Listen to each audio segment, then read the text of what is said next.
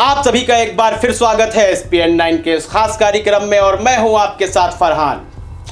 Lockdown के बाद जो सबसे बड़ी जिम्मेदारी थी, जिनके कांधों पर सबसे बड़ा भार था, वह राज्य सरकारें थीं।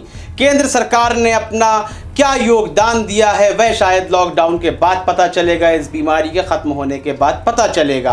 अब तक यदि मैं अपनी नज़र से देखता हूं तो केंद्र सरकार का किसी प्रकार का भी योगदान मुझे दिखाई नहीं दिया है, बल्कि राज्य सरकारें, चाहे वह भाजपा शासित राज्य हों या फिर गैर भाजपाई शासित राज्य हों, उनका महत्वपूर्ण योगदान देखने को मिला है। लेकिन कहीं ना कहीं उनकी एक लापरवाही भी सामने आती हुई नजर आई है।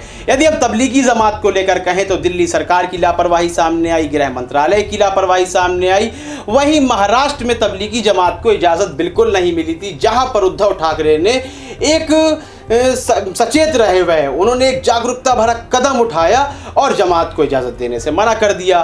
तो यहाँ कोरोना फैलाने में या फिर उसको दबाने में, कहीं लॉक करने में जो भी जिम्मेदारी है और जो भी जिसके भी कांधों पर, जिसके भी सर पर यह इल्ज़ाम लगाया जाएगा, वह फैला है या वाहवाही करी जाएगी, तो वह राज्य सरकारें ही होंगी। आपको पता है लॉकडाउन के समय में कि दुकानें भी बंद हैं, शराब की दुकानें भी बंद हैं, लेकिन मौजूदा समय में मध्य प्रदेश में जहरीली शराब पीने से कम 4 से 5 लोगों की मौत हो गई है। कुछ और भी अन्य लोग और भी हैं जो अस्पताल में एडमिट हैं।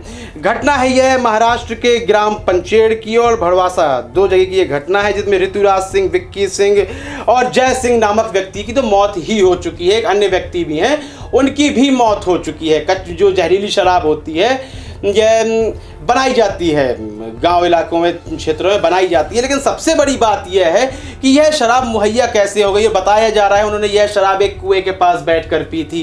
क्या सरकार अभी इतनी लापरवाह है? मध्य प्रदेश की यदि हम इंदौर की बात करते हैं तो टॉप 3 में रहता है, और राज्यों में बात करते हैं तो टॉप 3, टॉप 4 में तो गुजरात और मध्य प्रदेश होता ही है। तब इतनी बड़ी लापरवाही कैसे हो जाती है जब लॉकडाउन के शुरुआती दिनों में आपने देखा उत्तर प्रदेश में भी पिटाई की गई लोगों की, जो कि आवश्यकता थी, जरूरी था। जब लोग बाहर निकल रहे थे, लॉकडाउन समझाना था, आखिर लॉकडाउन होता क्या है, लोगों के समझ में आ गया, पिटाई बंद हो गई, लोग अंदर हैं। लेकिन मध्य प्रदेश में इस तरह की घटना जब सामने आती है तो सीधी सीधी उंगली हम नागरिकों की भी बात करते हैं, उनकी लापरवाही है, लेकिन सरकार पर भी उठती है कि आखिर जहरीली शराब उन तक पहुंच कैसे गई लॉकडाउन रहते हुए।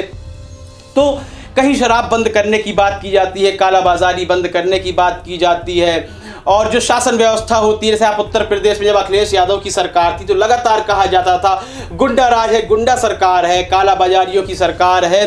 तो कालाबाजारियों की सरकार अभी भी देखने को मिल रही है, चाहे आप उत्तर प्रदेश में देखें। कुल मिलाकर यह भी कह सकते हैं मौजूदा समय में लापरवाही लगभग राज्यों में देखने को मिली है, जिसमें हम केरल को अछूता बिल्कुल मानते हुए चलेंगे। तो ये जहरीली शराब का जो मुद्दा सामने आया है, इस पे एक कड़ा कदम उठाना चाहिए मध्य प्रदेश सरकार को। जैसे लोग मिल रहे हैं, यह सब तस्करी चल रही है, इससे कोरोना भी फैल रहा होगा। और जो केस मध्य प्रदेश में सामने आ रहे हैं तो यह केस बिल्कुल यही शराब की जो तस्करी चल रही है और भी अन्य मादक पदार्थों की तस्करी चल रही होगी, इस माध्यम से भी कोरोना फैल रहा होगा। तो यहाँ पर फेल होती नजर आ रही है सरकार। पहले तो एक स्थायी सरकार को गिरा दिया जाता है, फिर अचानक एक सरकार बना के शासन व्यवस्था को संभालने में असमर्थ दिखाई देती नजर आ रही है शिवराज सिंह की सरकार। इस संबंध में आपकी राय बहुत ही महत्वपूर्ण है। अंधभक्तों को बुरा लग रहा होगा, बिल्कुल लगना भी चाहिए, क्योंकि आप अंधभक्त हैं। गाली देना चाहते हैं, कमेंट सेक्शन खुला हुआ है।